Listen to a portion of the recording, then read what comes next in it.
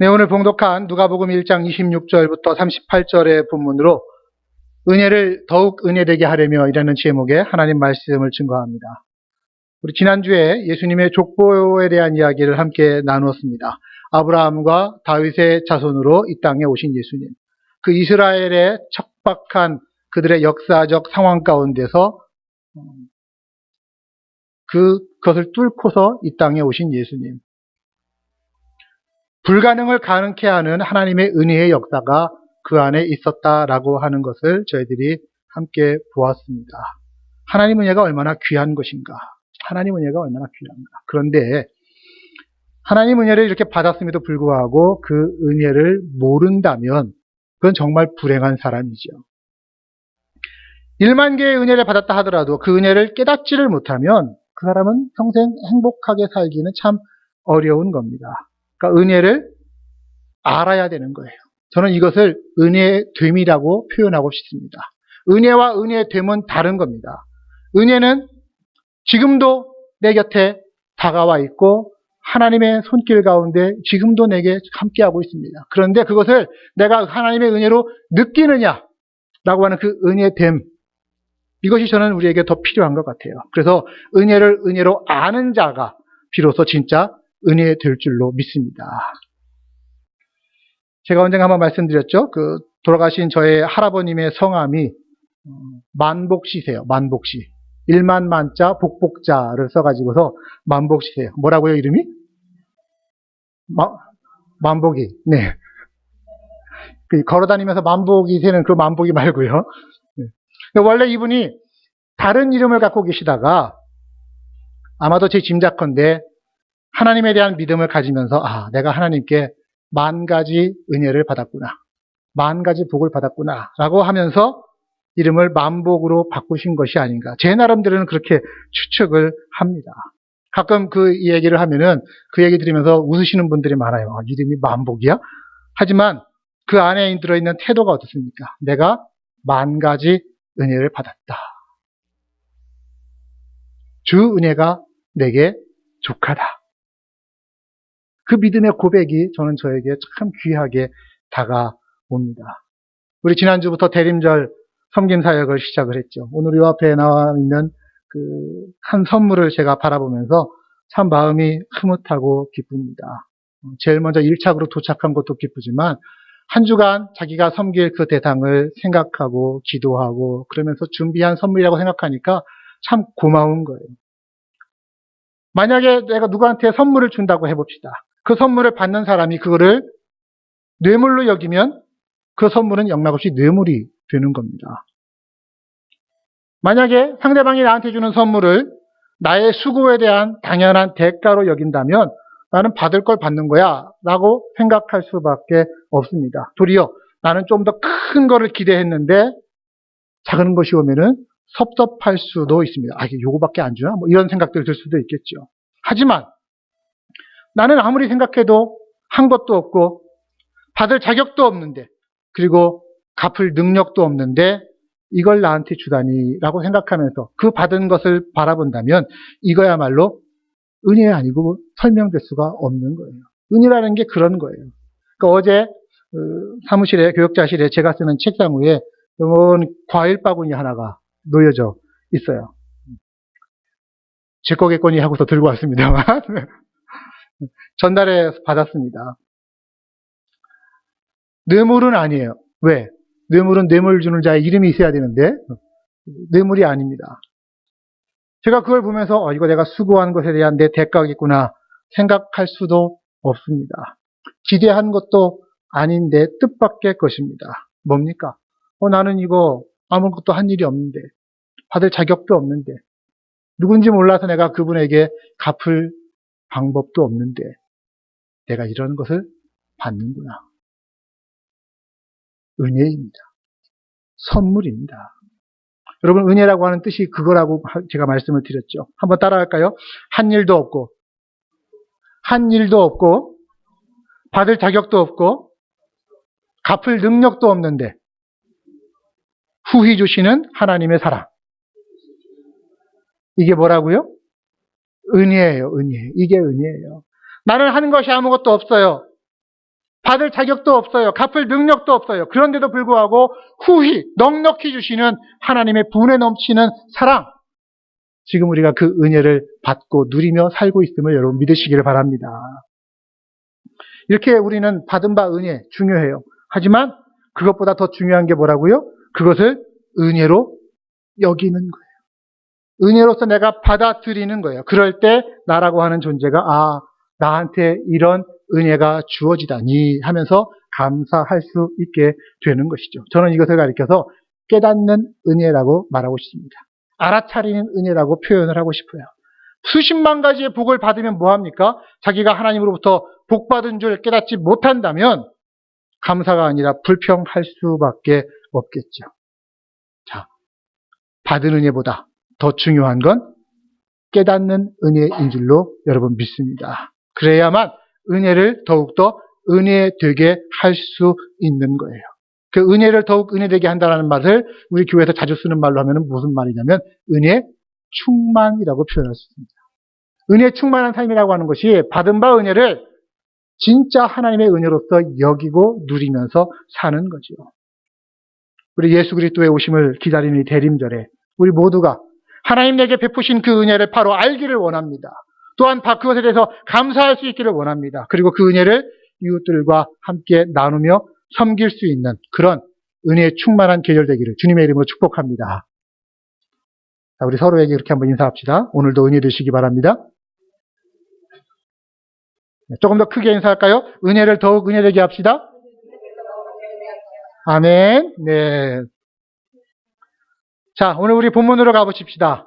은혜를 더욱더 은혜되게 하기 위해서, 은혜 충만하게 하기 위해서는 어떻게 해야 할까요? 천사 가브리엘이 아기 예수를 잉태한 마리아의 꿈에 나타나서 이렇게 말합니다. 근데 마리아라고 하는 존재가 뭐라고 소개되고 있냐면은 다윗의 자손 요셉이라 하는 사람과 약혼한 처녀 이렇게 표현이 되어 있어요. 아직 결혼을 하지 않았고 약혼, 정혼한 사이였기 때문에 법적으로는 그 집안의 사람이 되어졌고요. 그러나 아직 실제적으로 동거하지 않은 상태의 상황입니다. 자, 28절, 30절 말씀 또 앞에 나와 있는데요. 함께 한번 읽어보겠습니다. 시작. 은혜를 받은 자여 평안할지어다. 내가 하나님께 은혜를 입었느니라. 아멘. 은혜 받은 자여 평안할지어다. 마리아를 향해서 은혜를 받은 자여 평안할지어다라고 말합니다. 여러분, 마리아라고 하는 인물은요, 하나님의 은혜를 받은 자예요. 하나님의 은혜를 나누어주는 매개체가 아니라는 겁니다. 무슨 말인지 이해되십니까? 은혜를 받은 자, 우리하고 똑같이 하나님의 은혜를 받은 자예요. 그런데 간혹 캐토릭이나 다른 데서는 마리아를 은혜의 주체로 여깁니다. 또 은혜의 매개로 여깁니다. 그러면서 신격화시키죠. 그래서 예수님께 가서 빌기에는 차마 뭐하니까 예수님 어머니한테 가서 빌면은 예수님 어머니가 아들한테 얘야 누가 이런가 한다더라 하면서 그렇게 들어줄 것처럼 해서 마리아한테 기도하는 거, 이거는 잘못된 겁니다. 마리아 역시 은혜를 받은 자예요. 자, 오늘 은혜를 받은 자여 평안할지어다. 네가 하나님께 은혜를 입었느니라. 그때 마리아는 그 천사를 통해서 듣게 되는 은혜의 내용을 진정 자기의 것으로 받아들인 결과 만세에 복 있는 자가 되었습니다. 만세에 복 있는 자를 좀 더 줄이면 뭐라고 할 수 있을까요? 만복녀. 그렇죠? 네, 만복남, 만복녀 그러는 거예요. 우리가 오늘 본문을 함께 좀 읽어가면서 내가 받은 은혜를 더욱더 은혜되게 하기 위해서 무엇이 필요한지를 한번 좀 잠깐 생각해 보기를 원합니다. 자, 우선 더욱더 은혜가 충만하게 하기 위해서는요, 그 은혜를 보고서 받을 수 있는 믿음의 눈이라고 하는 것이 오늘 우리에게 필요합니다. 자, 보세요. 하나님의 천사가 요셉이라는 사람과 약혼한 마리아라고 하는 처녀에게 나타나서 말합니다. 31절. 보라, 네가 잉태하여 아들을 낳으리니 그 이름을 예수라 하라. 천사로부터 들은 메시지입니다. 자, 생각을 한번 해보시죠. 어떤 믿음 좋은 처녀가 우리 중에 있습니다. 그런데 아무리 믿음이 좋아도 그렇지 결혼도 하지 않은 처녀가 또 자기 자신이 남자와 잔 적이 없는데 자기가 임신을 했다. 이걸 믿을 수 있겠어요? 아니에요. 당사자인 마리아조차도 쉽게 이해할 수 있는 일이 아니었을 겁니다. 아마 어쩌면은 이 중에 있는 우리들의 머리로서는 영원히 이해할 수 없는 일인지도 모르겠습니다. 그런데 마리아는 여기에 대해서 뭐라고 반응하는지 보십시오. 34절 마리아가 천사에게 말하되 나는 남자를 알지 못하니 어찌 이 일이 있으리까? 어찌 이 일이 있으리까? 이걸 얼핏 보면 마리아가 그 일을 도저히 있을 수 없는 불가능한 일로 생각하면서 의심의 목소리로 어떻게 그런 일이 있어요? 이러는 것 같아 보이지만 사실은 그게 아니에요. 제가 성경 주석을 잘 찾아보고 여러 군데를 봐도 지금 이 마리아의 말은요. 불신이 아니라 놀라움, 경이로움 이 표현입니다. 어찌 이런 일이 나에게 닥친다니요? 라고 하는 거예요. How? 어떻게 그 일이 가능할 수가 있을까요? 라고 하면서 질문을 던지고 있는 거예요. 어떤 과정과 어떤 방법으로 내가 그러면 그 거룩한 아이를 잉태할 수 있게 되는 겁니까? 그때 천사로부터 이런 말을 듣게 되죠. 35절 방법입니다. 천사가 대답하여 이르되 성령이 내게 임하시고 지극히 높으신 이의 능력이 너를 덮으시리니 이러므로 나실 바 거룩한 이는 하나님의 아들이라 일컬어지리라. 자, 두 가지의 조건이 있네요. 하나는 뭐예요? 성령이 내게 임하시는 것. 그리고 또 하나는 지극히 높으신 이의 능력이 덮는 것. 그건 무슨 얘기냐면 이거는 성령이 하시는 일이다라고 하는 겁니다. 지극히 높으신 이의 능력이 너를 덮은 거라고 하는 거예요. 이 단어가 능력이 덮는다라고 하는 단어가 장막을 치는 거를 얘기하는 겁니다. 장막을. 왜 우리 찬송 중에도 보면은 이곳을 덮으소서, 이곳을 지나소서, 주의 영광 그때 이 이스라엘 백성들이 광야 생활을 하면서 천막을 칠 때 하는 얘기가 하나님의 임재를 상징하는 거거든요. 그게 지금 이 얘기예요. 쉐키나라고 해서 장막을 덮는다라고 하는 것처럼 하나님의 영광과 하나님의 능력이 내게 임해서 나를 덮으면 남자를 알지 못하는 처녀라 할지라도 얼마든지 아이를 뵐 수 있는 불가능이 없는 하나님의 역사가 우리 가운데 나타날 수 있다라고 하는 겁니다. 마리아는 그 이야기를 말씀 그대로 받아들였어요. 믿었어요. 하나님의 방법을 인정했어요. 머리로는 이해 안 되는 일일지 몰라도 하나님의 성령이 임하시고 하나님의 능력이 나를 덮으면 얼마든지 그 일이 가능하겠구나. 그리고 대답합니다. 38절 마리아가 이르되 같이 읽습니다. 주의 여종이오니 말씀대로 내게 이루어지이다. 아멘. 나는 주의 여종이오니 하나님 말씀대로 내게 이루어질 것을 믿습니다. 내가 그걸 받아들입니다. 이게 믿음의 눈이라고 하는 겁니다. 믿음의 눈. 오늘날의 현대인들이 여러 가지 눈을 갖고 살죠. 이성의 눈을 가지고 삽니다. 과학의 눈을 가지고 살아갑니다. 또 어떤 이들은 철학의 눈을 가지고 삽니다. 그리고 어떤 이들은 예술의 눈을 가지고도 삽니다. 안목이 있다라고 하는 거예요. 하지만 오늘 우리에게 또 하나 꼭 필요한 눈이 있습니다. 안목이 있습니다. 그게 뭡니까? 믿음의 안목입니다. 믿음의 눈이 있어야만 되는 거예요. 과학의 눈도 때로는 필요하죠. 철학의 눈도 필요하고 예술의 눈도 필요하지만 신앙의 눈, 믿음의 눈, 우리 인생 가운데 절대적으로 필요한 것이라고 저는 봅니다. 믿음이 있느냐 없느냐. 과학의 눈으로 보기에는 불가능한 일이다 할지라도 믿음의 눈으로 보니까 모든 것이 가능해질 수 있는 거예요. 믿음의 눈으로 보니까 하나님의 역사가 나를 통해 일하신다니 모든 것이 은혜로 받아들여질 수 있는 겁니다. 하지만 불신앙의 눈으로 바라보면 어떻게 되겠어요? 원망이 되는 거예요. 상처가 되는 거예요. 왜 하필이면 나한테 그런 일이 일어나요? 이렇게 대답할 수밖에 없는 겁니다. 구약 성경에 사무엘 하에 보면은 이 다윗의 아주 절친이었던 요나단, 그리고 그 요나단의 아들인 무비보셋이라고 하는 사람이 나옵니다. 그가 아버지 요나단이 죽고 난 후에 다윗 왕의 보호 가운데서 지내게 됩니다. 자, 몰락한 사울 왕가의 후손이었지만 그는 자기 자신의 형편을 믿음의 눈으로서 바라봅니다. 지금 내가 이렇게 다윗 왕의 보살핌을 받고 있는 게 다 이게 아버지 덕이구나. 아버지인 요나단과 다윗 왕의 우정이 너무 깊었기 때문에 내게 이런 은혜가 주어지는구나 하면서 진심으로 다윗에게 감사를 했어요. 하지만 만약에 그가 불신앙의 눈을 갖고 있었다고 한다면 어떻게 될까요? 다윗만 아니었다면 내 아버지가 왕이 됐을 것이고 그럼 나도 이어서 왕 위에 올랐을 거다.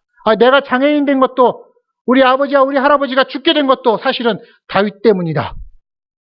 만약에 그랬으면 감사는커녕 자기의 불행을 다윗 때문이라고 결론 짓고 이빨을 갈면서 복수를 꿈꾸었을 것입니다. 근데 기가 막힌 건 다윗이 무비보셋을 은혜로 대하니까 무비보셋 역시 다윗의 은혜를 은혜로 받아들이더라는 거예요. 얼마나 아름다운 관계입니까? 은혜를 베풀었더니 그것을 은혜로 받아들인다는 거예요. 오늘날의 인간관계는요, 참 애석하게도 은혜를 베풀어도 그것을 은혜로 받지 않는 경우들도 있어요. 은총을 은총으로 받아들여야만 거기에 감격이 있는 것에 그렇지 못한 경우들이 있어요. 저는 우리의 인생에도 하나님이 우리에게 주시는 은혜를 우리가 눈을 떠서 은혜로 받아들일 수 있기를 소망합니다. 때로는 내가 바라는 모습의 은혜로 내게 다가오기도 하지만 때로는요, 내가 바라지 않는 형태로 원하지 않는 조건과 상황으로 내게 다가올 수도 있어요. 때로는 고통과 환난으로 다가올 수도 있어요. 그러나 그것조차도 은혜로 알고 은혜로 받고 은혜로 믿는다면 그 가운데 역사하시는 하나님의 손길이 결국 합력하여 선을 이루게 될 줄로 믿습니다. 로마서 8장 28절 너무나 유명한 구절이죠. 가 보십시오. 우리가 알거니와 하나님을 사랑하는 자 곧 그의 뜻대로 부르심을 입은 자들에게는 모든 것이 내가 좋아하는 상황뿐만 아니라 내가 싫어하는 상황까지도 힘겹고 억울한 상황까지도 합력하여서 선을 이루느니라. 이게 은혜라고 하는 겁니다. 이것도 은혜고 저것도 은혜. 일이 되어져도 은혜고 안 되어져도 은혜. 그렇게 받을 수 있는 눈, 이것이 믿음의 눈입니다. 그런 자에게 하나님은 말씀하십니다. 내 은혜가 내게 족하도다. 아멘. 자, 이런 믿음의 눈을 가지고 있어야 우리가 은혜를 더욱더 은혜되게 할 수가 있습니다. 뿐만 아니라 은혜를 더욱더 은혜되게 하기 위해서는요, 우리의 믿음을 가진 자세가 필요한데 어떤 자세냐면 겸손함이라고 하는 겁니다. 우리 한번 겸손한 목소리를 한번 따라 볼까요? 겸손합시다. 네, 겸손합시다. 오늘 본문에서 마리아가 자기를 주 앞에서 뭐라고 표현하냐면 주의 종이오니, 서번트, 비천한 계집이오니 이런 식으로 표현을 하고 있어요. 철저하게 자기를 낮추는 거예요. 갑자기 나타난 천사가 도저히 이해할 수 없고 받아들일 수 없는 말을 할 때에 일반인들 같은 경우에는 무슨 뚱딴지 같은 소리야. 당신 천사 맞아? 신분증 한번 보자. 뭐 이렇게 얘기할 수도 있었을 겁니다. 그런데 그게 아니라 나는 당신의 종입니다. 말씀만 하옵소서. 자기 자신을 바라보는 시각이 겸손함으로 젖어 있습니다. 여러분은 여러분 스스로를 어떤 눈으로 바라보십니까? 여러분 자신에 대해서 스스로 어떻게 평가하고 계십니까? 만약에 내가 자격이 있고 어떤 일에 대해서 자격이 있고 좀 잘난 사람이다 라고 생각하면 그때부터는 공로주의가 내 마음속에 자리를 잡게 됩니다. 나는 당연히 이 자리에서는 대접받아야 돼 라고 생각하면 그렇게 대접받지 못할 때 불평이 생기고 불만이 생기고 결국은 불행해지는 겁니다. 이건 당연주의라고 하는 겁니다. 이렇게 공로주의와 당연주의에 빠지면 곤란해지는 거예요. 부부간에도 그렇습니다. 나는 잘났는데 하필이면 내 배우자가 어쩌다가 이런 사람이 되어서 그런 생각하는 분들이 계세요. 얼마 전에 제가 어떤 이 방송 클립을 하나 봤는데 거기에 이런 얘기가 나오더라고요. 당신 배우자는 어떤 사람입니까? 예, 제 배우자는 제 인생의 로또입니다. 로또, 그래요? 안 맞아요. 안 맞아요. 아무리 해도 안 맞는다는 거예요. 그러면서 하는, 상대방 탓하는 거예요. 그게. 내 인생의 로또라고. 참 불행한 사람 아닙니까? 사회생활할 때도 마찬가지예요. 자기 자신에 대한 평가. 나는 잘났는데 세상이 아직도 나를 못 알아봐 준다. 내가 멀쩡한 한국 놔두고 모터로 이민 와가지고 이 캐나다 땅까지 왔고 이렇게 고생하고 사냐. 그런 생각하시는 분들이 혹시 계십니까? 죄송한 표현입니다만 아직 정신을 덜 차리신 겁니다. 적자 계산하고 계신 거예요. 어떤 성도님이 저게 이런 고백을 하십니다. 자신의 인생에 몇 가지 선택의 기회들이 있었는데 그 중에 지금도 참 좋은 선택이었다. 참 좋은 기회를 내가 잡았다라고 할 수 있는 선택이 있다. 그거는 예수님 믿은 것이고, 또 하나는 캐나다로 내가 이민 오게 된 것이다. 그러면서 내 인생의 방향이 바뀌었다. 이렇게 고백하시는 분의 고백을 들었어요. 이게 흑자 인생 아닙니까? 나는 받을 자격 없는데도 불구하고 내게 하나님이 분에 넘치는 은혜를 주셨다. 나는 자격도 없고 부족한 사람인데 하나님이 내게 분에 넘치는 배우자를 주셨다. 그래서 나는 남편 덕에 살고 아내 덕에 산다. 이렇게 고백할 때 이 사람이 복받은 사람이라고 하는 거예요. 내가 내 실력이 있어도 내 능력이 있어도 그것보다 분에 넘치는 대접받으면서 산다. 저는 오늘 그런 고백이 제 안에 있습니다. 제가 오늘 이 교회에서 목회하는 것도 저는 그렇다고 생각해요. 내 실력이나 내 능력보다 훨씬 더 분에 넘치는 그런 하나님의 은혜와 대접을 받고 살아간다.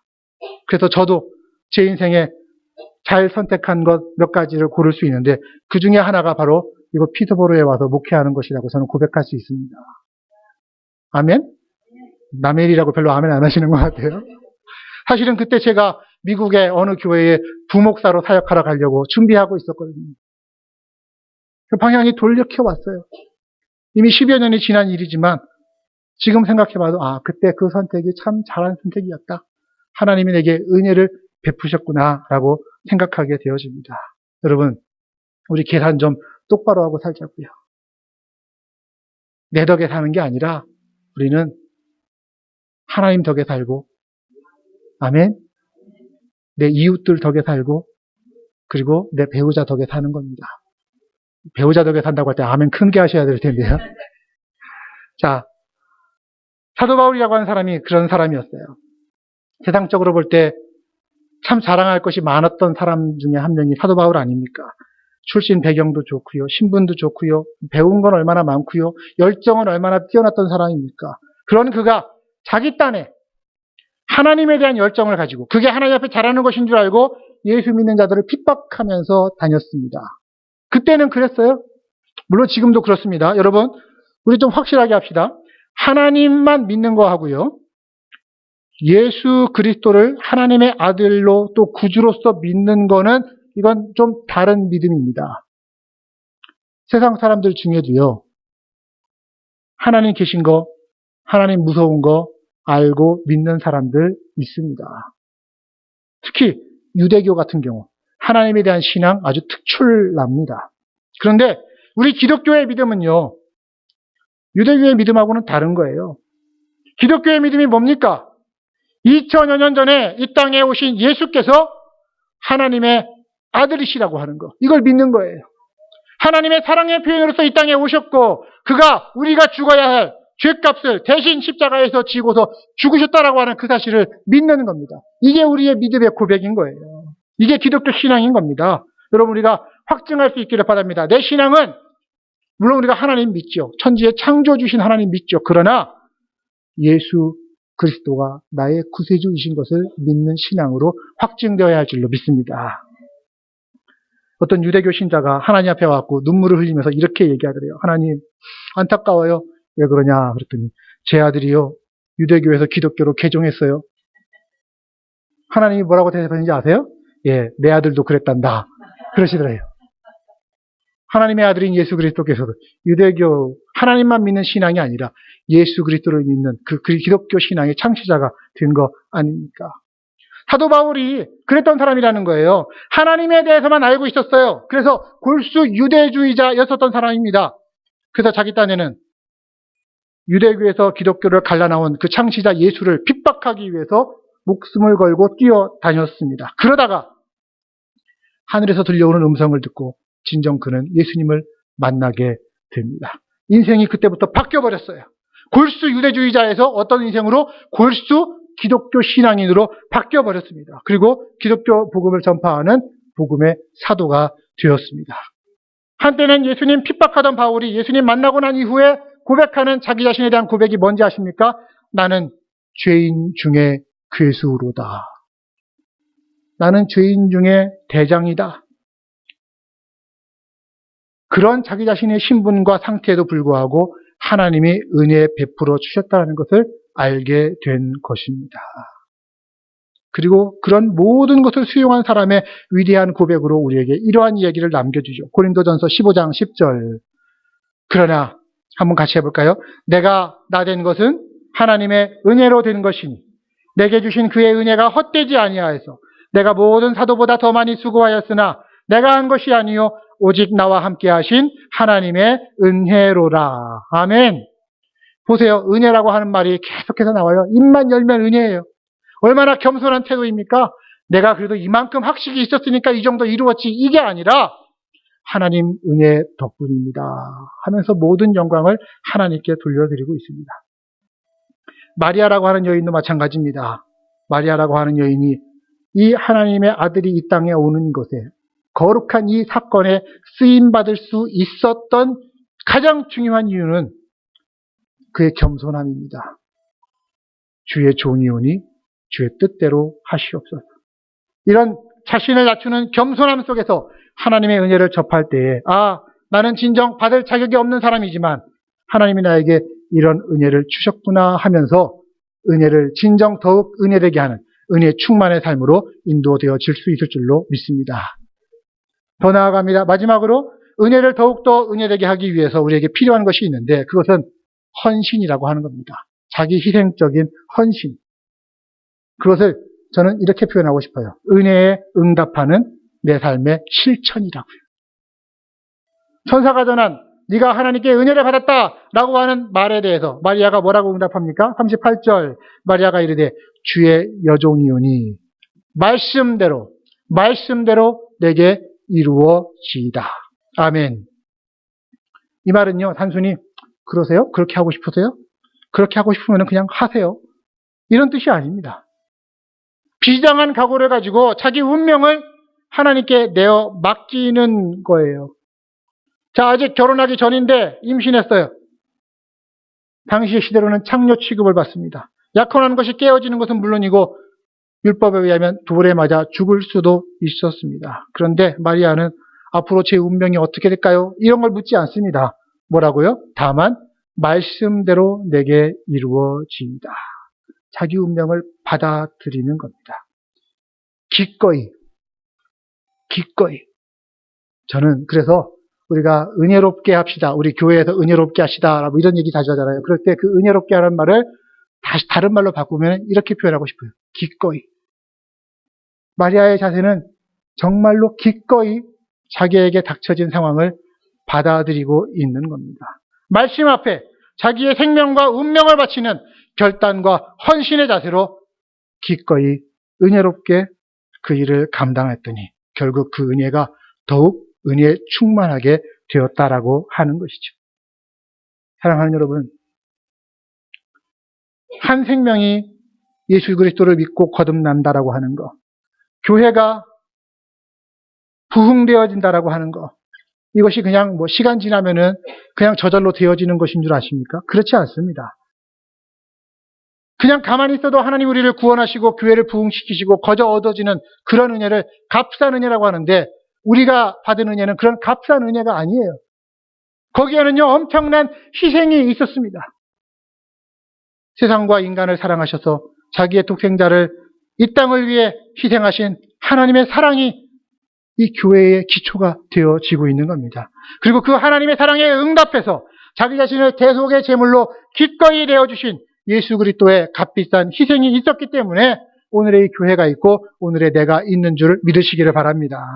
그래서 성경 지난주에도 말씀드렸죠. 로마서 5장 8절 내가 아직 죄인 되었을 때에 그리스도께서 나를 위하여 죽으심으로 하나님께서 나에 대한 자기의 사랑을 확증하셨느니라. 이 교회 역시 저는 마찬가지라고 생각합니다.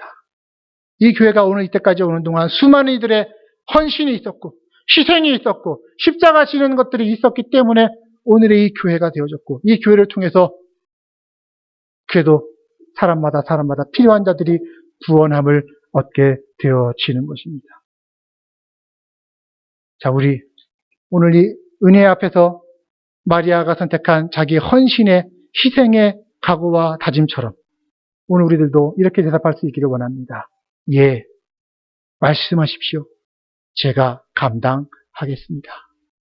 예, 말씀하십시오. 말씀을 마무리하고자 합니다. 오늘 우리는 교회력의 대림절 절기를 현재 지나가고 있습니다. 우리를 사랑하신 하나님의 사랑의 증거로서 이 땅에 오신 그 아들 예수 그리스도의 첫 번째 오심을 기억하고 그리고 다시 오실 예수 그리스도의 재림을 기다리며 고대하는 절기입니다. 저는 이때 오늘 우리가 들어야 할 말이 바로 마리아가 들었던 이 말이라고 생각합니다. 은혜를 받은 자여 평안할지어다. 주께서 너와 함께 하시느니라. 은혜를 받은 자여 평안해서 희생하고 헌신하고 겸손하고 그래서 은혜를 더욱더 은혜되게 하는 은혜의 충만의 자리로 나아갈지어다. 그러기 위해 마리아가 예함으로써 예수 그리스도의 첫 번째 오심이 가능했던 것처럼 오늘 우리가 주님의 다시 오심을 기다리면서 우리에게도 예라고 하는 대답이 저는 필요하다고 생각합니다. 대림절 성김사역 같이 하시죠 하면은 이거 매년 하는데 꼭 이걸 또 해야 되나? 그게 아니라 예, 제가 하겠습니다. 예, 제가 희생하겠습니다. 주보에도 적어놨는데요. 미셸 퀘스트라고 하는 사람이 쓴 다음과 같은 기도문의 시가 있습니다. 한번 들어보십시오. 주여, 나는 예라고 하기가 두렵습니다. 주님은 나를 어디로 데려가시려고 하십니까? 나는 허탕칠까 두렵습니다. 나는 덮어놓고 백지에 도장을 찍기가 두렵습니다. 나는 한 번만이 아니라 자꾸만 계속해서 예라고 대답할 것이 두렵습니다. 하지만 아들아, 예라고 대답해다오. 나는 세상에 오기 위해 마리아의 예라는 대답이 필요했듯이 오늘 너의 예라고 하는 대답이 필요하다. 오늘 이 세상을 구원하는 데에는 아무래도 너의 긍정적인 대답이 필요하다. 오 주님, 주님의 요구는 참으로 두렵습니다. 그러나 누가 주님을 거역할 수 있겠습니까? 내 나라가 아니라 주님의 나라가 임하고 내 뜻이 아니라 주님의 뜻이 이루어지기 위해서 오늘 제가 예라고 대답하게 하옵소서. 이처럼 주님의 말씀에 예라고 대답할 때 비로소 그에게 복받았다라고 하는 기쁨이 더욱 넘쳐나게 될 것입니다. 비로소 그의 은혜가 더욱 은혜에 충만한 곳으로 이끌림 받게 될 것입니다. 비로소 그를 향해서 하나님께서 말씀하실 것입니다. 보라, 이제후로는 네가 만세의 복받은 자가 될 것이다. 그 복을 누리고 더욱더 누리는 그 은혜 충만의 자리로 나아가는 여러분들 되시기를 우리 주님의 이름으로 축복합니다. 기도하도록 하겠습니다.